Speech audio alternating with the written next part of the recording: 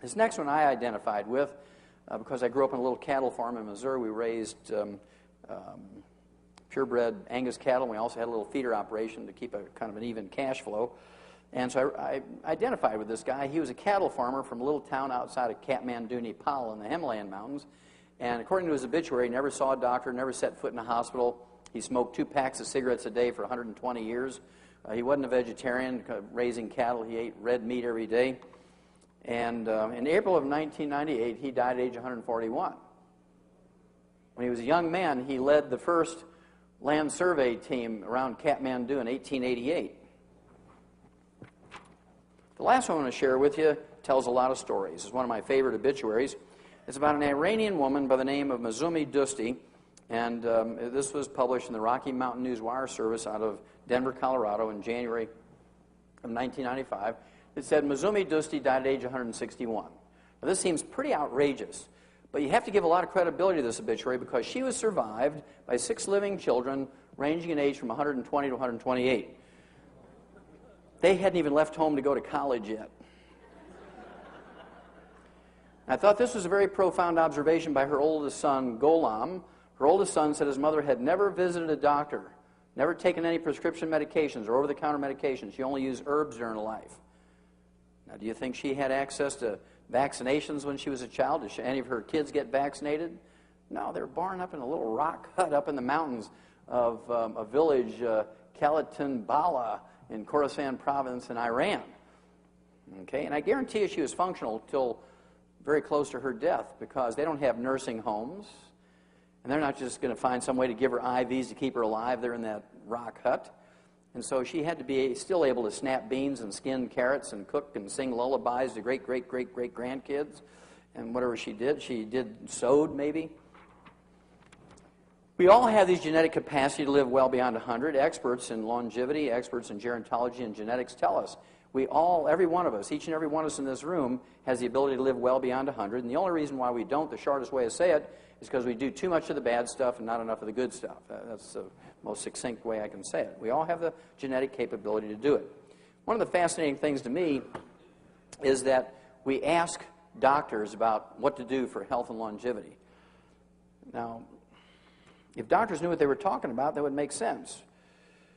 But I'm a scorecard kind of guy, and so I'm looking at doctors and saying, really, do they really know what they're talking about?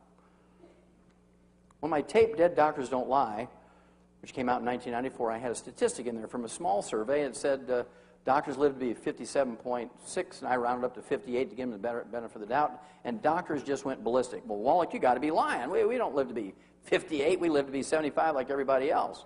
Well, even if they live to be 75 like everybody else, that wouldn't be too good a recommendation, because if they're the holders of all knowledge and health and they follow their own recommendations, they should live to be 85 or 95 or 100 or something.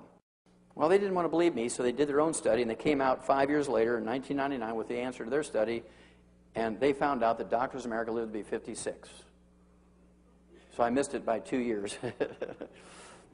So why do we ask people how to live a long, healthful life who only live to be 56 on the average? That's because they have convinced us that health care is very, not only important, but also very detailed. It's very complicated, and you have to go to school for 14 years to know how to deal with health care. And they've convinced Americans that this is true. I mean, you can't pick up a newspaper or watch TV or listen to the radio without health care and Medicare and Medicaid and all the stuff being on the front, right? Well, let's look at some more scorecards and see if we're getting the bang for our buck. Right now, the entire world each year spends $2.7 trillion for health care, 2.7 trillion with a T. Out of that $2.7 trillion each year that the world spends for health care, the U.S. alone, the U.S. spends $1.6 trillion, more than half. And yet, in April of 1990, we ranked 17th in longevity. There were 16 other countries whose peoples live longer than we did. We didn't even rank in the top 10. You have to ask, well, who is number one, and what did they do different from us? Well, the Japanese were number one. They lived to be 79.1, 4.1 years longer than we did. And the interesting thing was, the Japanese are heavy smokers. 68% of the Japanese smoke 3 to 5 packs of cigarettes a day. They are heavy smokers. They are the smokingest nation on earth. And yet they have 85% less cancer and cardiovascular disease than we do.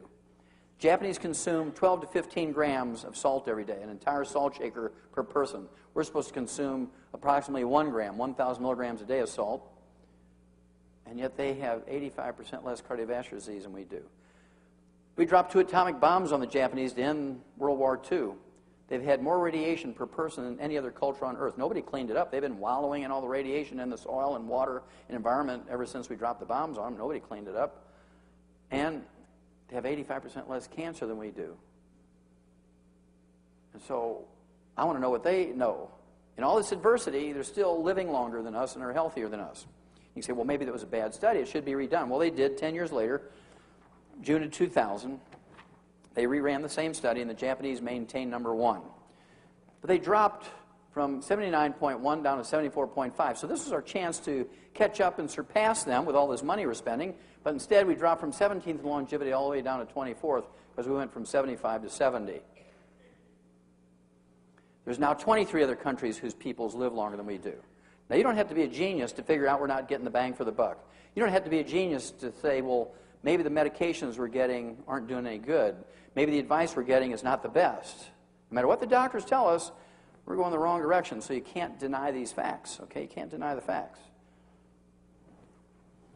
Well, there's 250,000 drugs, pharmaceuticals in the PDR, the Physician's Desk Reference, that they have access to treat people in America. There's new ones coming out all the time. They're always bragging about how many billions of dollars worth of research they spend every year to find new drugs. And if you take out the 500 antibiotics, it still leaves 249,500 drugs. There's not a single one of those designed to cure anything. There's not a single drug in the PDR, except maybe antibiotics might cure a strep throat. Other than that, there's not a single drug in the PDR that cures anything. They're all designed to milk your insurance policies. They're all designed to milk Medicare and Medicaid. They're all designed to milk your wallet, because there's no laws requiring the pharmaceutical companies to manufacture drugs that cure, even though they could, but because there's no laws requiring them to do it, they don't.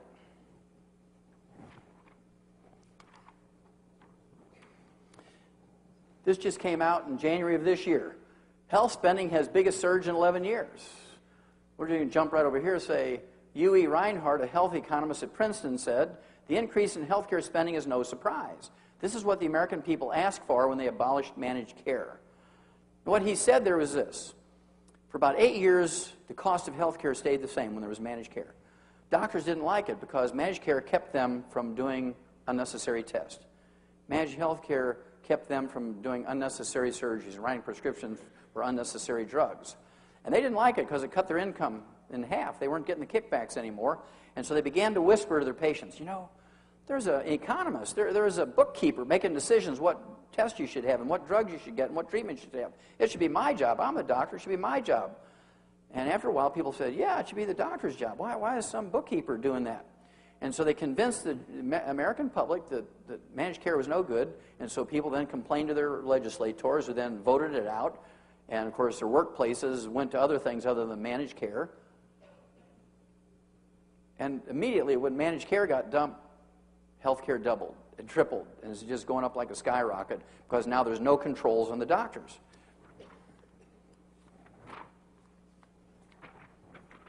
Well, how does this affect us? This came out in May of 2003. Age 65 plus workforce rose sharply since 1980. Americans are living longer and they're fretting about their financial security. What is the biggest reason why people are worried about their financial security? Health care. Health care, right? Health care is the biggest thing that people worry about. As you get older, you need more health care. And there's all kinds of things happening because of health care. Doctors always get paid. You're going to pay it. Your employer's going to pay it. The government's going to pay it. They don't worry. They're happy, right? I thought this was really a very interesting editorial. This came out in February of this year, just last month, just about a month ago. Outsourcing the American Dream. How many of you heard of outsourcing? Okay, good. That's half of you. Outsourcing means that they're sending American jobs to other countries. I'll give you an example. These big corporations are training Indian people in New Delhi how to speak with a Texas accent. So when you call up, you see something on TV you want to order, or in a catalog it says call this toll-free number, or you want to make an appointment for an appliance repairman to come out of your house and put a new motor in your dryer or something.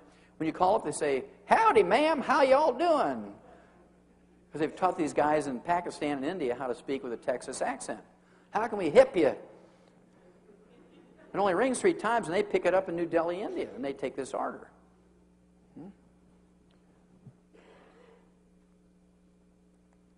Well, what they said was this.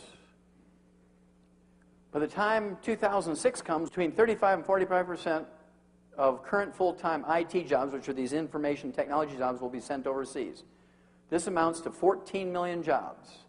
14 million jobs in the next year and a half are going overseas, and here's why. While telephone operators in the United States earn an average of $12.50 an hour plus their health care benefits, in India, they earn less than $1 and no health care benefits. And because of NAFTA, how many heard of NAFTA? The NAFTA agreement with all these countries gave our government permission to give corporations tax benefits to send the jobs out of the country. We give tax benefits to companies to send jobs out of the country. Now, how absurd is that? That is really absurd. It's absolutely criminal, right? It says payroll clerks in Asian nations take home less than $2 an hour and no health benefits, and their counterparts in this country averages $15.17 an hour with health benefits. So as health benefits climb and companies don't want to pay them anymore, they start outsourcing the jobs to countries that don't have health benefits. And what happens to the people who are here left in the United States? Well, they still have to pay for their health care.